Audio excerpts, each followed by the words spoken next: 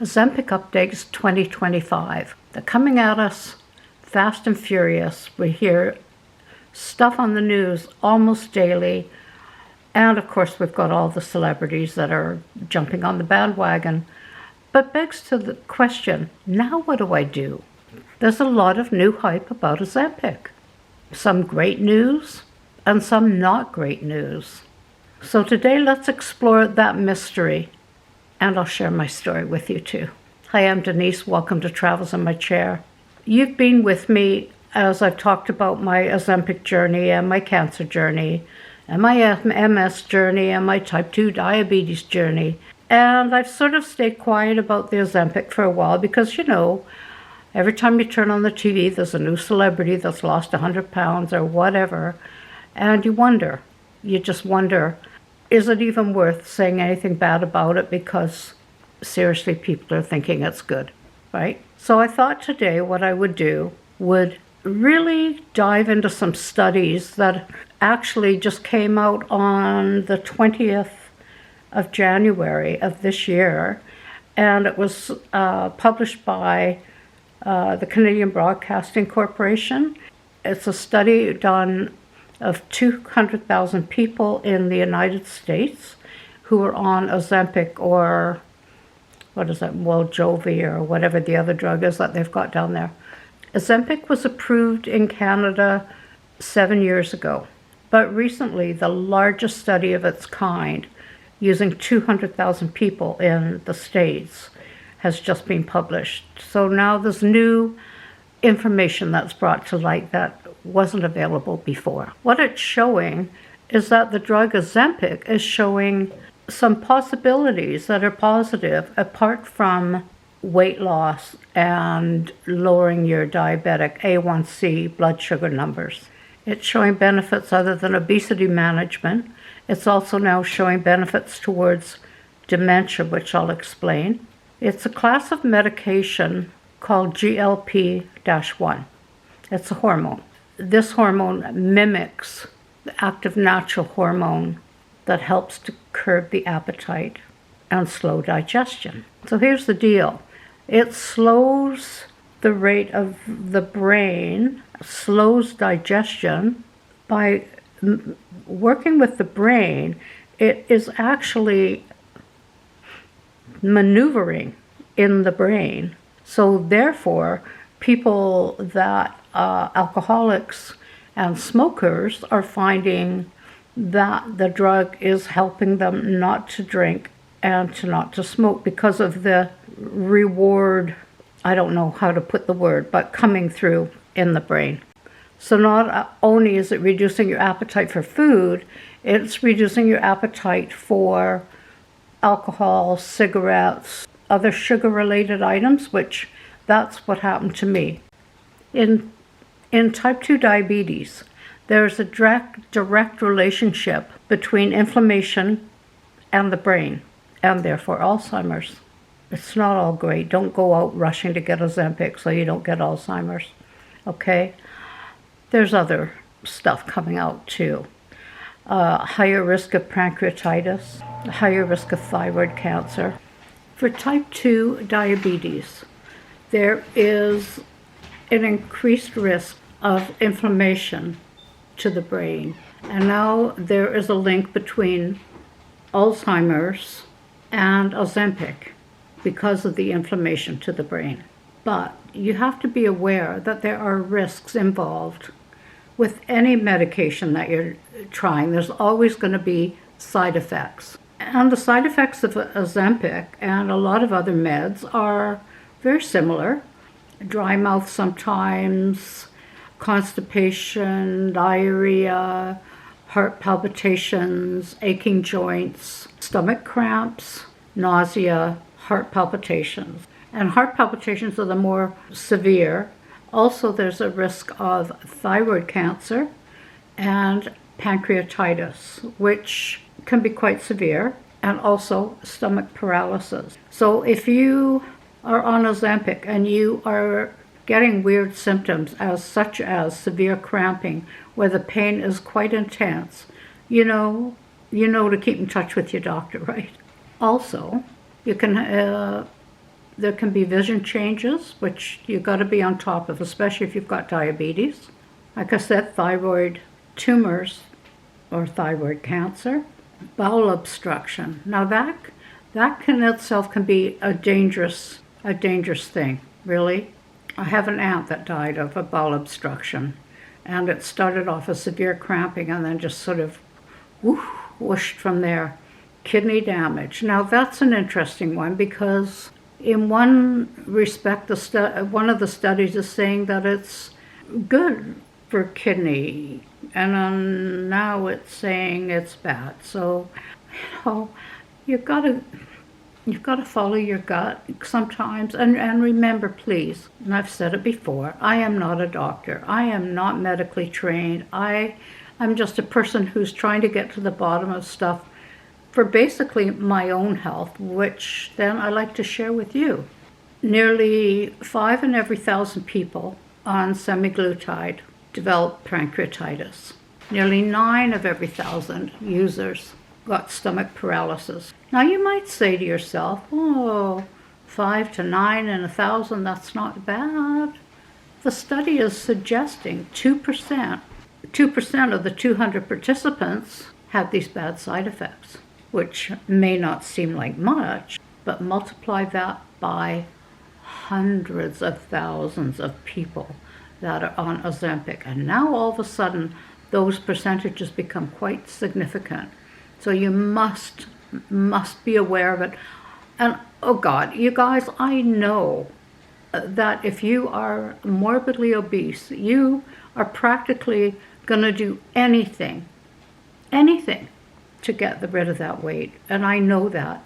Hey, don't you think Ozempic knows it too? Just be aware, okay? Please, just be aware.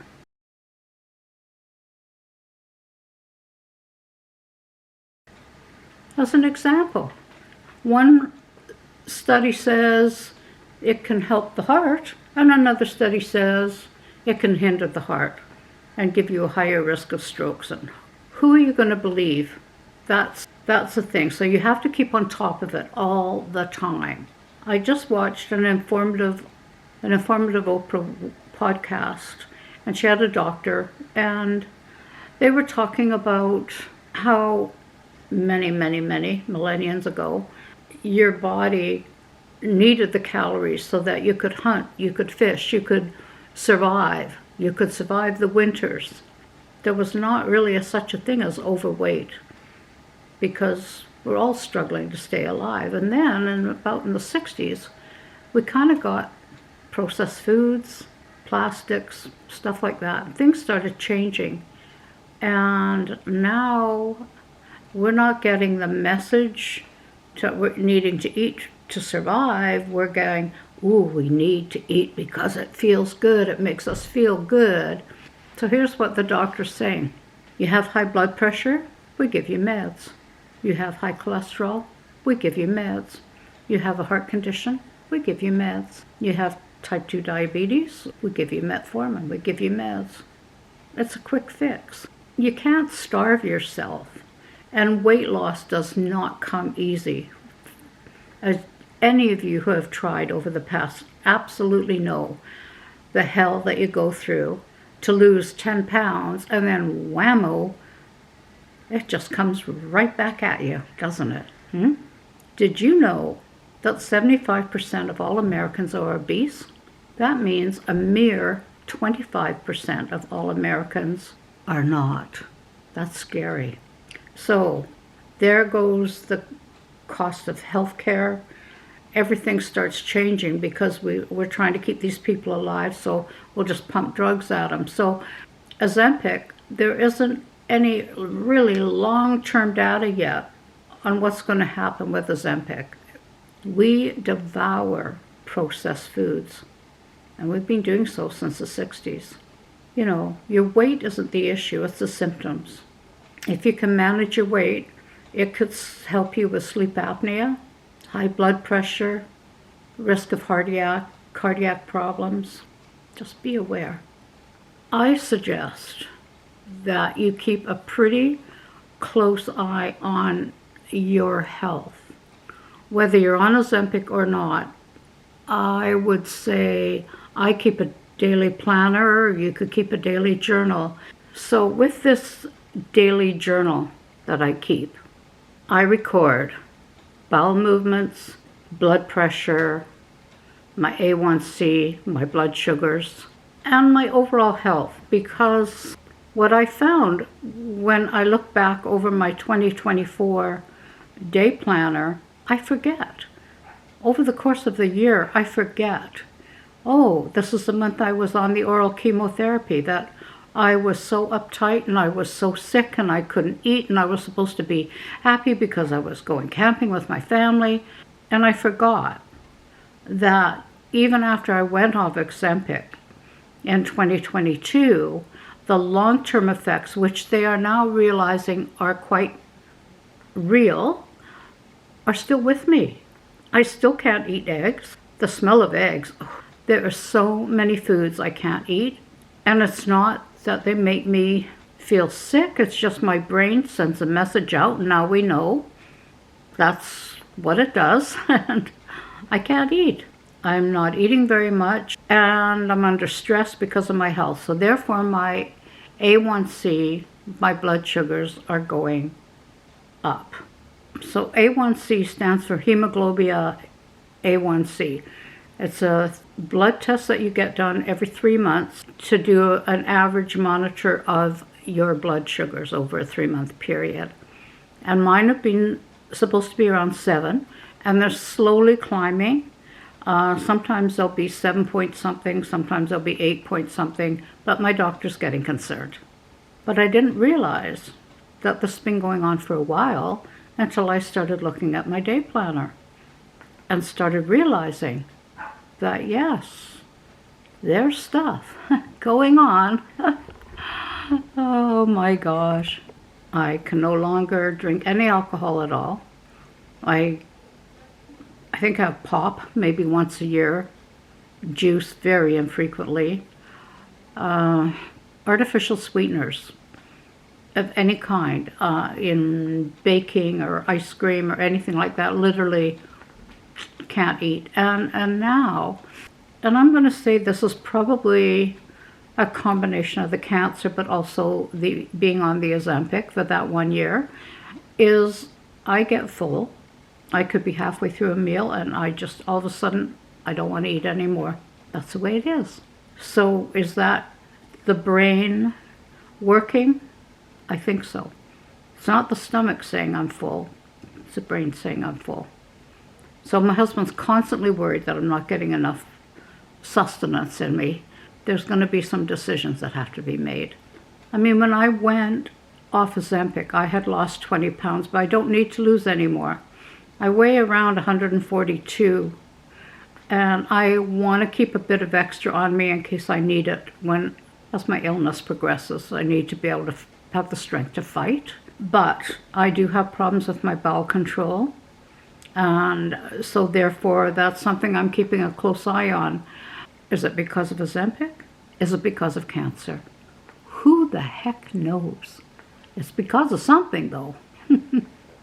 You know, you talk to people, and I've had lots of people message me about the fact they went off Ozempic and immediately started gaining the weight back.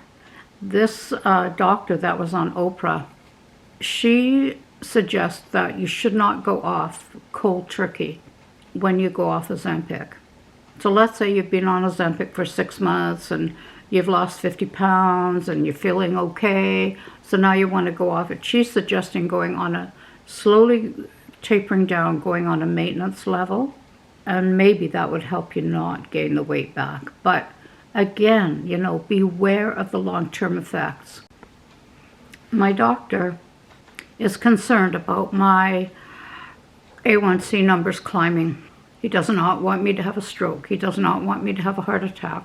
With all the stuff I've got going on with the cancer, at least he just wants me to stay as healthy as I can. So I need to get a handle on my A1C.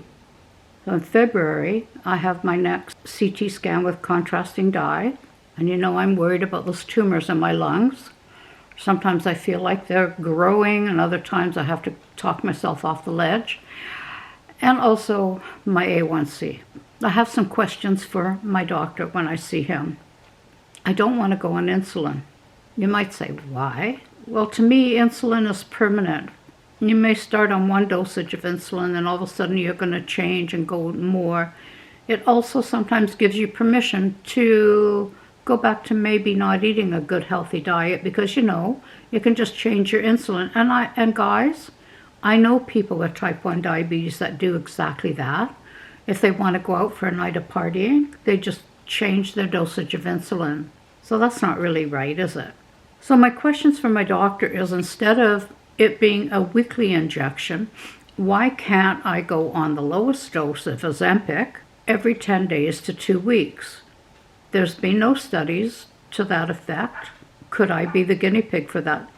Because really, I don't want to lose any more weight. I want to stay where I am.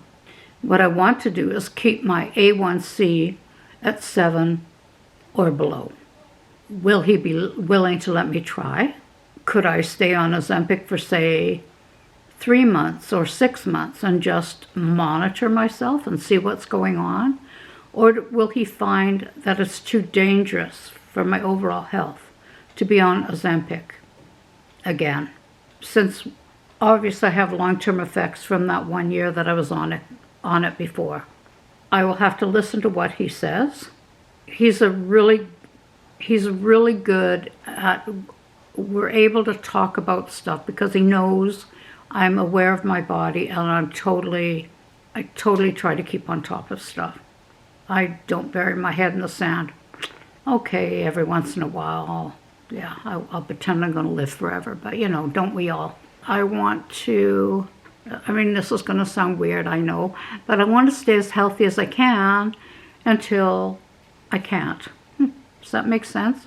And I know the cancer's going to get me eventually. It absolutely is. But until then, the rest of me needs to stay healthy. A little bit of gentle exercise, trying to eat better. Well, maybe not better because we eat very well. We don't eat processed foods, but eat more, a little bit more. And take care of yourself. Don't blindly listen to what people are saying. Do your own homework. Those of you that are on Ozempic, and hey, I understand, if you are obese, if you have type 2 diabetes and you can't get it under control, I get it. Ozempic seems like the answer to all your woes. And hey, I'm contemplating going back on it temporarily again too, so I'm not going to sit here and tell you not to go on it. I tried that already. If you're determined to go on it, you're going to go on it, aren't you? That's the way it's going to be. Just use your common sense. There is no easy cure. There's no quick miracle that's going to make everything in your life better, because one thing will get better and another thing will not.